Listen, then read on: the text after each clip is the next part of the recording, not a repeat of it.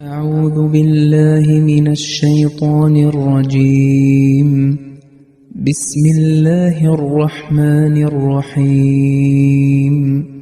وكذلك جعلناكم أمة وسطا لتكونوا شهداء على الناس ويكون الرسول عليكم شهيدا وما جعلنا القبلة التي كنت عليها إلا لنعلم من يتبع الرسول ممن ينقلب على عقبيه وإن كانت لكبيرة إلا على الذين هدى الله وما كان الله ليضيع إيمانكم إن الله بالناس لرؤوف رحيم. അസ്സലാമു അലൈക്കും വറഹ്മത്തുള്ളാഹി വബറകാതുഹു. സൂറ അൽ ബഖറയിലെ 144-ാമത്തെ വചനമാണ് നിങ്ങൾ കേട്ടത്. ഇതിൻ്റെ അർത്ഥം ഇപ്രകാരമാണ്: മുസ്ലിങ്ങളെ, എപ്രകാരം നാം നിങ്ങൾക്ക് നേർമാർഗം കാണിച്ചു തന്നുവോ അതേ പ്രകാരം നിങ്ങളെ നാം ഒരു ഉത്കൃഷ്ട സമുദായമാക്കിയിരിക്കുന്നു. നിങ്ങൾ മറ്റു മനുഷ്യരുടെ മേൽനോട്ടക്കാരാകുന്നതിനും ഈ പ്രവാചകൻ നിങ്ങളുടെ മേൽനോട്ടക്കാരനാകുന്നതിനും വേണ്ടി നീ ലക്ഷ്യമാക്കിയിരിക്കുന്ന ഖിബലയെ നാം നിശ്ചയിച്ചിരിക്കുന്നത് ഈ പ്രവാചകനെ പിന്തുടരുന്നവനെ തൻ്റെ കുതികാലുകളിൽ പിന്തിരിഞ്ഞു അവരിൽ നിന്ന് വേർതിരിച്ചറിയുന്നതിന് മാത്രമായിരുന്നു. അള്ളാഹു ഒരിക്കലും നിങ്ങളുടെ വിശ്വാസത്തെ പാഴാക്കുകയില്ല. തീർച്ചയായും അള്ളാഹു മനുഷ്യരോട് വളരെ ഔദാര്യമുള്ളവനും അധികം കരുണ ചെയ്യുന്നവനുമാകുന്നു. ഇവിടെ ഹദരത്ത് അലിഫ്നസി സാനി വസത്തൻ എന്നതിൻ്റെ വ്യാകരണപരമായിട്ടുള്ള അർത്ഥത്തെ വിശദീകരിച്ചുകൊണ്ട് പറയുന്നു, വസത്തൻ എന്നത് മധ്യത്തിൽ എന്നാണ് വരുന്നത്. ഈ മധ്യത്തിൽ നിൽക്കുന്നത് എന്ന് പറയുന്നത് കൊണ്ട് ഇവിടെ ഉദ്ദേശിക്കുന്നത് ഏറ്റവും ഉയർന്ന നിലയിൽ അല്ലെങ്കിൽ ഉന്നത നിലയിൽ ഉള്ള വസ്തു എന്നാണ്. ഇവർ പറയുന്ന ഒരു സൈന്യത്തിൻ്റെ തലവൻ, സൈനാധിപൻ ആ സൈന്യത്തിൻ്റെ മധ്യത്തിലാണ് ഉണ്ടാവുക. അദ്ദേഹത്തിൻ്റെ മുമ്പിലും പിൻപിലും സൈന്യമുണ്ടാവും. അപ്പോൾ ഉന്നതമായ സാധനങ്ങൾക്ക് അതിൻ്റെ സംരക്ഷണം നിർബന്ധമാണ്.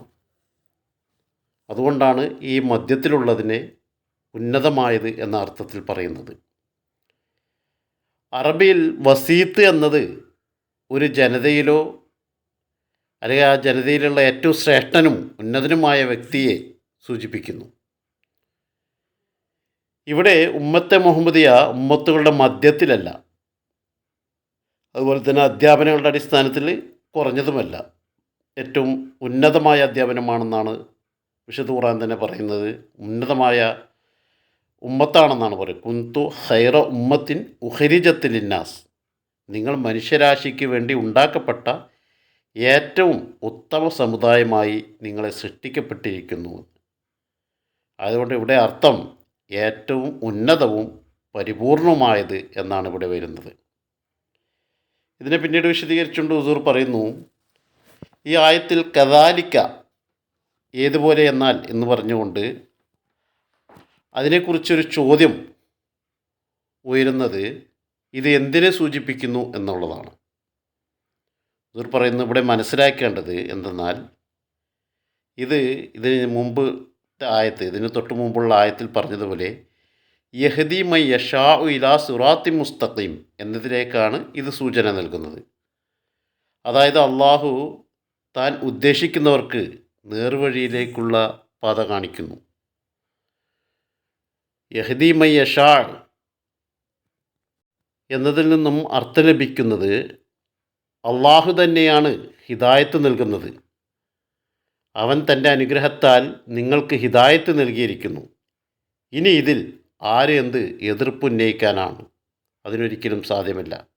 കദാലിക്ക എന്നത് ഇതിനെയാണ് സൂചിപ്പിക്കുന്നത്. അതായത് എപ്രകാരം അവൻ നിങ്ങൾക്ക് ഹിദായത്ത് നൽകുകയും നേർവഴിയിൽ നടക്കുവാനുള്ള തൗഫീക്ക് നൽകുകയും ചെയ്തതുപോലെ അതേ രീതിയിൽ മറ്റൊരു അനുഗ്രഹവും അവൻ നിങ്ങളോട് ചെയ്തിരിക്കുന്നു.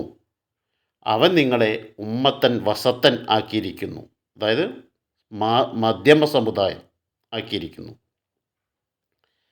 ഇതിൻ്റെ തുടക്കത്തിൽ തന്നെ ഹുസൂർ പറഞ്ഞിരുന്നല്ലോ, വസത്തൻ എന്നതുകൊണ്ട് ഉദ്ദേശിക്കുന്നത്, അതിനെ വിശദീകരിച്ചുകൊണ്ട് പറഞ്ഞത്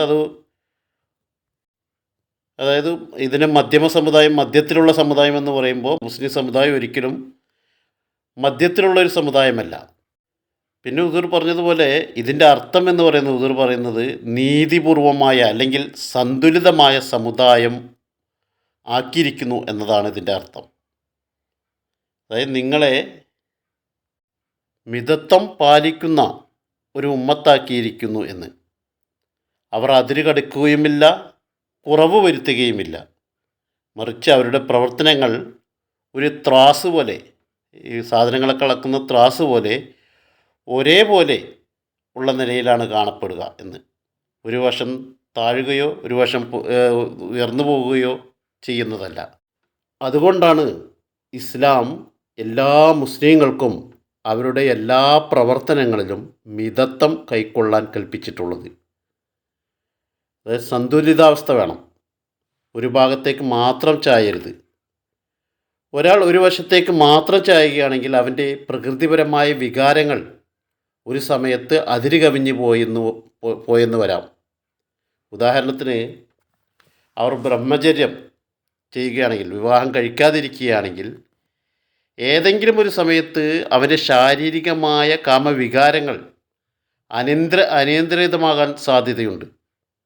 അപ്പോൾ അവൻ അനുവദനീയമായ വഴി ഉപേക്ഷിച്ച് ഹറാമായ വഴിയിലേക്ക് പോകും. അതുപോലെ ആരെങ്കിലും സമ്പത്ത് മുഴുവൻ ആളുകളുടെ ഇടയിൽ വിതരണം ചെയ്ത് തൻ്റെ ഭാര്യാപുത്രന്മാർക്ക് ആവശ്യമായ ഒന്നും സൂക്ഷിക്കാതിരിക്കുകയും ചെയ്താൽ അയാൾക്ക് തന്നെ അത് വളരെയധികം ബുദ്ധിമുട്ടായിത്തീരും. അതിനാൽ ഇസ്ലാമിക ശരീഅത്ത് മുഹമ്മദ് നബി സല്ലല്ലാഹു അലൈഹി വസല്ലമയുടെ സമുദായത്തെ ഏത് കാര്യത്തിലും സന്തുലിതാവസ്ഥ പാലിക്കുന്ന ഒരു സമുദായമായി നിശ്ചയിച്ചിരിക്കുന്നു. ഇത് എല്ലാ പാപങ്ങളുടെയും വാതിലുകൾ അടച്ചിരിക്കുന്നു. ഉമ്മത്തൻ വസത്തൻ എന്നത് ഇസ്ലാമിൻ്റെ ഈ മധ്യമ മാർഗം, ഈ സന്തുലിതാവസ്ഥയായ ഈ മാർഗത്തെ, ആ അധ്യാപനത്തെയാണ് സൂചിപ്പിക്കുന്നത്. ഇതിനാലാണ് ഇസ്ലാം മറ്റെല്ലാ മതങ്ങളിൽ നിന്നും വ്യത്യസ്തമായ ശ്രേഷ്ഠത നേടിയിരിക്കുന്നത്. ഈ ഒരു കാരണം മാത്രം മതി ഇസ്ലാമിൻ്റെ ശ്രേഷ്ഠത തെളിയിക്കാൻ എന്ന് ഹുസൂർ പറയുന്നു. വാഹിർ ദഅ്വാനാ അൽഹംദുലില്ലാഹി റബ്ബിൽ ആലമീൻ.